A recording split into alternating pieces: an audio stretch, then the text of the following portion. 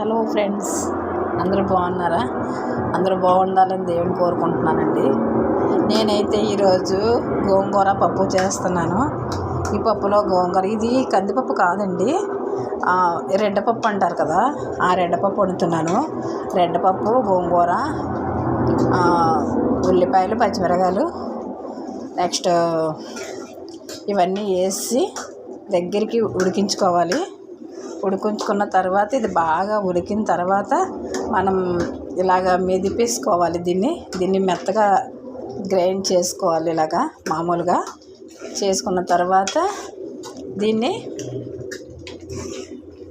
ఇందులోనే ఉప్పు, కారం వేస్తాను. పసుపు, ఉప్పు, కారం, ధనియాల పొడి వేస్తాను. ఇప్పుడు దీన్ని పోపు పెట్టి తాలింపు పెట్టుకోవాలండి. చూడండి ఫ్రెండ్స్, బాగుందా? బాగుంటే మీరు కూడా